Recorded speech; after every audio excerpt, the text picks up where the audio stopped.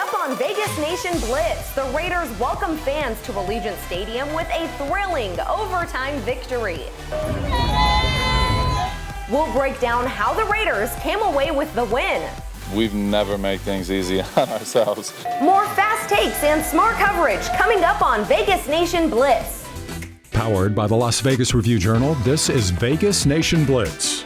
Presented by D&R House of Diamonds, making luxury affordable. Located in the One Summerlin building in downtown Summerlin. Welcome into Vegas Nation Blitz, where we bring you all of your Raiders fast takes and smart coverage. I'm your host, Cassie Soto, and boy, do we have a lot to get to. Talking about this Raiders 33-27 victory over the Baltimore Ravens on Monday Night Football. So let's go ahead and get right to it. Our top stories are brought to you by Capriotti's. There's no better time than game time to score party favorites. Order online to get Capriotti's party trays, box lunches, or large subs for the whole crew.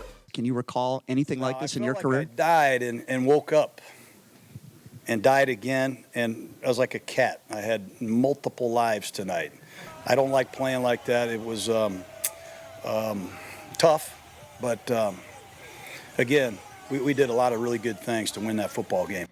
John Gruden hitting the nail on the head there with that soundbite. It was an emotional roller coaster for everyone at Allegiant Stadium on Monday night. The Raiders thought that they had won the game, but it was called back. And then the Ravens have a chance to win it all, but it was ultimately the Raiders who came away victorious. Joining me now is Raiders beat writer Vinny Bonsignor. Vinny, I think it is safe to say that this game was won because the defense came up with some huge plays, multiple sacks, multiple turnovers.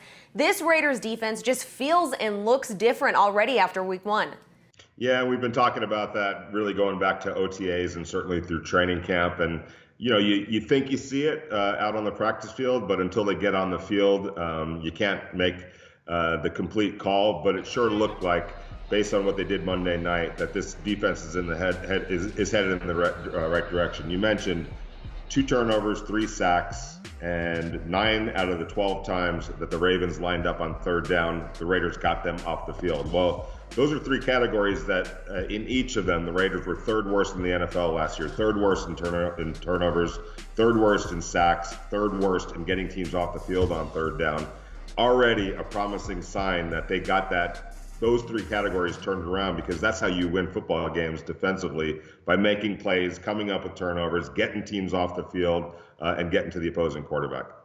Well, a win is a win, Vinny, but there were a few mistakes made on Monday night, and we're talking here about the offensive line. What needs to be cleaned up come Sunday against the Steelers? Well, you can't have the penalties that they had. A couple of holding penalties on Andre James, the new center. Can't have a false start at the goal line trying to score a touchdown to win the game in overtime.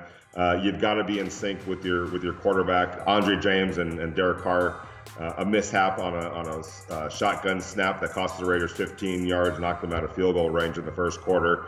So those are the things that that they're going to have to work on. But I'll say this: Derek Carr threw 56 passes on Monday night. That's a lot of times to drop back to pass.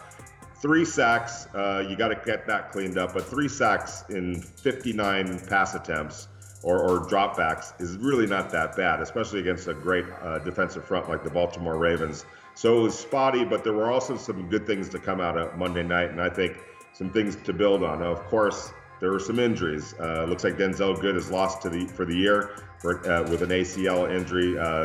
Richie Incognito still not back. They're going to have to figure something out here to deal with those injuries because that can't be the reason that this offense can't function. Around the League, sponsored by Pirate Plumbing, the masters of disasters. Hey everyone, it's Heidi Fang here, and I'm joined with our NFL and Raiders writer, Adam Hill. We're going to talk about what went on this week in the AFC West. Now, haul the teams 4-0, Adam. What does this mean for the division as it shapes up down the stretch here?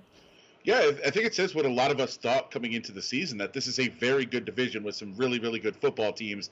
Of course, you start at the top with the Kansas City Chiefs. They're the favorites. They're unbelievable offensively. They do just enough defensively. It's kind of their method, and we saw them really put that into place. They fall behind. They make the rally against a very good Cleveland team that I think is absolutely a contender in the AFC, and they find a way to win. I don't see any issues with the Chiefs. Then you look at the Broncos. Kind of what we thought they were as well. They are probably the best roster in the entire NFL, except for the quarterback position, the most important position on the field. And Teddy Bridgewater played really, really well this week. So if he plays well with the rest of that roster that they have constructed, they are absolutely a force. And we saw that as they go on the road and absolutely dominate the Giants. But then you have the Chargers, a team that, a lot of people were wondering, how would Justin Herbert play? How would he look? He looked pretty good, but I would not look at him as the factor on the Chargers this week. I would say the most impressive thing I saw all week was that Chargers offensive line. They completely rebuilt it. They are unbelievable. We saw the Raiders struggle with some of their pieces, but you look at what the Chargers did. They were good all across the board. And Rashawn Slater, the first-round pick, was absolutely phenomenal this week. So if the Chargers have an offensive line and they can avoid the injuries that have plagued them in the past, they showed this week that they're a contender. Great stuff there, Adam. Thank you. Vegas Nation Injury Brief, sponsored by Knockfee Injury Law. I'm Sam Gordon here with the Raiders Injury Brief, and the Raiders are coming off of a 33-27 victory over the Baltimore Ravens on Monday Night Football, but it came at a cost, and that cost would be offensive guard Denzel Good and defensive tackle Gerald McCoy, both of whom are out for the remainder of the season with season-ending knee injuries. Devastating news for the Raiders on that front, but the season continues. Injuries, attrition, part of the game. Yannick Ngakoue was banged up, had a hamstring in that game, but was limited in practice on Wednesday. That has to be good news for the Raiders going into a big game against the rival Pittsburgh Steelers. Also, Marcus Mariota appeared to tweak his quad early in that game with a long 31-yard run. He did not participate in practice on Wednesday either. For more throughout the week on developing injuries, head to VegasNation.com or download the Vegas Nation app. I'm Sam Gordon with the Injury Brief. DNR House of Diamonds is Las Vegas's elite private office jeweler, the perfect bridge between internet pricing and a traditional brick-and-mortar jewelry store. We specialize in loose diamonds, natural and lab-grown, engagement rings, fashion jewelry, custom design, and jewelry repairs.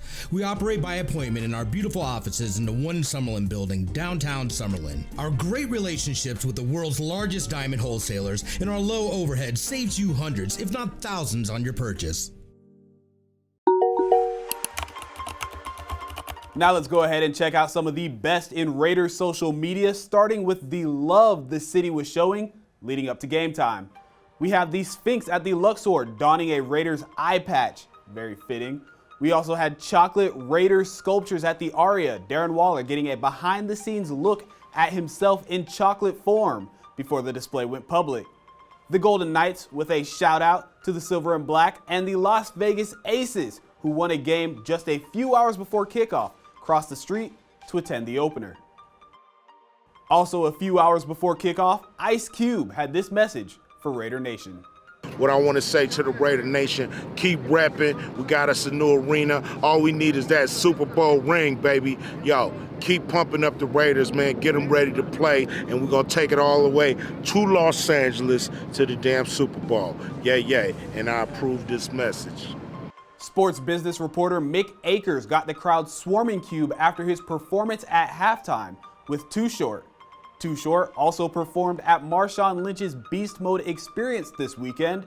Raider Nation, it's only right you go out and check out his latest single, Raider Colors. Mic check. I was like, it feels like my career. It's just, it's like, yes, crap. I was like, gosh, dang. But we won the game, man. This is my first experience with Raiders fans. By far best NFL fans I've ever seen. They're incredible, and really lucky to have them here and have all their support. Well, everybody knows what I think. That's why I came back to coach. There's nothing like the Raider Nation, nothing. And I just think this stadium, I think the people that were here tonight will probably go home feeling like they had a pretty good time. Vegas Nation, the road ahead, sponsored by your Southern Nevada Toyota dealers. Toyota, let's go places. Well, the Raiders are 1-0, but have a quick turnaround to face the Pittsburgh Steelers this Sunday. Sports columnist Ed Graney joins me now. Ed, looking at the road ahead for the Raiders, what do the Silver and Black need to take from the Monday Night Football game to carry over into Pittsburgh to get a win on the road? You know what, Cassie, let's start on offense. Given the injuries and what happened on the offensive line, Richie Incognito is out. Denzel Good got hurt. Rookie Alex Leatherwood, not a great game with penalties. Center Andre James, not a great game with penalties. Had the bad snap. They have to be even better. They held up pretty well against the Ravens, but we're talking about a Steelers defensive line of Chris Wormley, Tyson Alalu, Cameron Hayward, the great TJ Watt.